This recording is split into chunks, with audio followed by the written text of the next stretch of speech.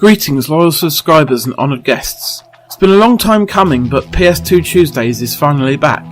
The plan is to finish off Season 4, which was half completed and left in limbo, so I have 6 brand new episodes for you at the rate of 1 a week.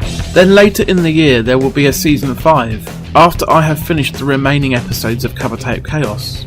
I had originally intended this episode to be about Burnout Dominator, but then I thought to myself, why start with the last Burnout game released on the PS2 when there are so many other great games in the franchise that deserve their turn in the spotlight? The very first game is now quite dated and I found it to be flawed even when it was new, so I'm skipping that one and starting with Burnout 2 Point of Impact, which is where I believe the series really found its feet. This used to be one of my absolute favourite games for the PS2 and I have completed the campaign multiple times, but it has been quite some time since I last looked at it. Will it hold up? Let's find out.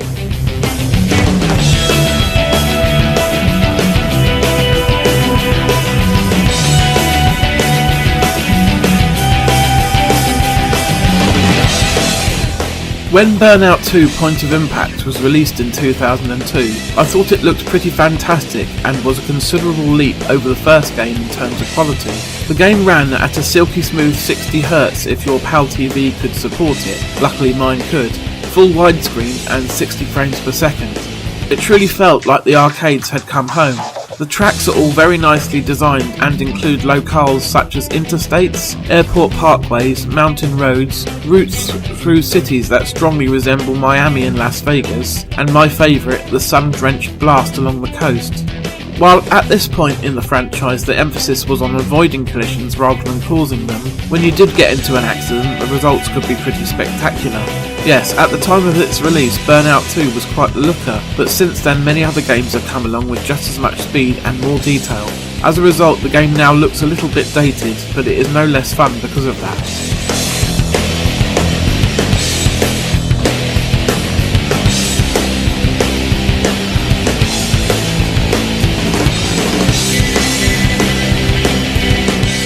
I absolutely adore the original soundtrack that was composed for Burnout 2 and wish that they had continued this approach rather than going with the licensed music for the sequels, but that wasn't to be. The tunes here are all very upbeat, they make you feel good while listening to them and really contribute to the sense of excitement while you're bombing around the tracks, frequently just inches away from a spectacular crash. The engine noises are nothing particularly special to be honest, and I usually turn down the sound effects while cranking the music all the way up. There are some rather nice crunchy effects when you smash your car into another though, which are nicely highlighted in the superb crash mode.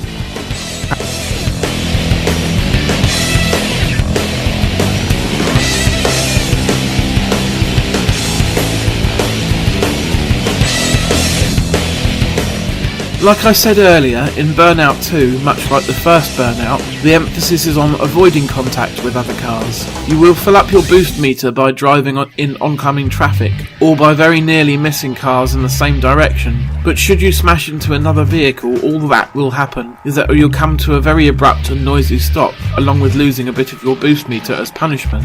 If you do manage to fill your boost meter, you can fire it off by holding down the R1 button.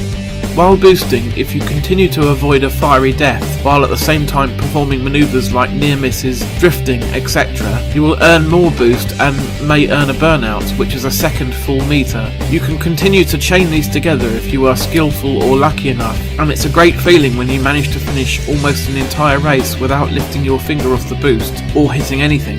There are no takedowns, aftertouch or crash breakers here. For years I actually preferred this, as it is a more pure form of racing.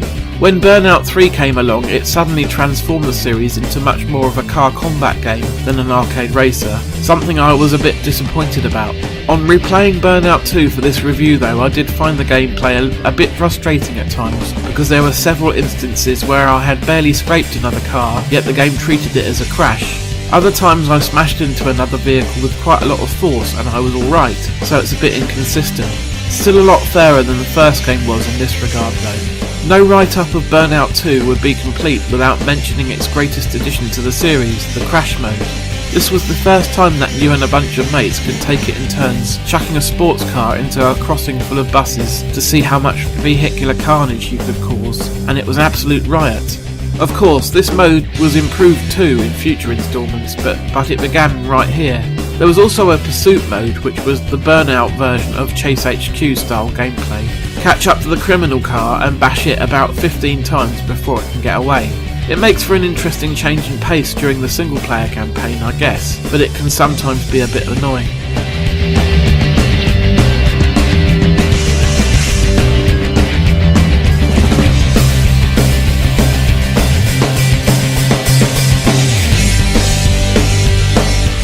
I don't often award a very high score for the innovation category because most games are just iterating on something that came before, but in 2002 the Burnout series felt genuinely new and fresh. While of course there was one game released before Burnout 2 appeared, it was quite flawed and felt like a proof of concept more than anything. With the sequel, they really nailed what they were going for the first time around and came up with the extremely clever and satisfying Crash mode, which proved to be an extremely entertaining party game. The franchise would only continue to grow from there, but that's another review for another day.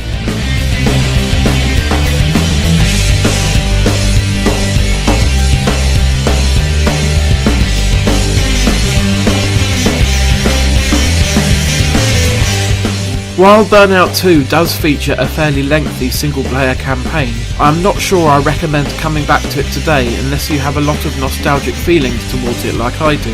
It's really quite different from the rest of the series that followed it. It's worth picking up if you are curious, I suppose, because it will only cost you a few quid.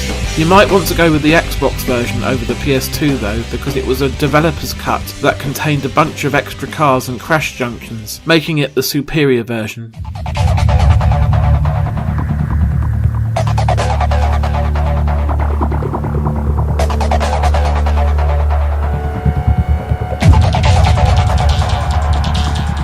For years I used to maintain that Burnout 2 Point of Impact was my absolute favourite game in the series because of its focus on pure racing, but coming back to it now has caused me to see the flaws in its design. While I still enjoyed it immensely, I think perhaps that Criterion were onto something when they came up with Burnout 3 Takedown. That's the game in the series that I have played the least, as I kind of skipped it when it first came out and didn't come back until Burnout Revenge. I do own my own copy of it now though, so maybe I will give it a thorough playthrough and feature it as part of PS2 Tuesdays Season 5. As for Burnout 2, I would say it's still worth taking for a spin, but it has lost a bit of its shine over the years. I'll see you again for another episode of PS2 Tuesdays next week. In the meantime, take care.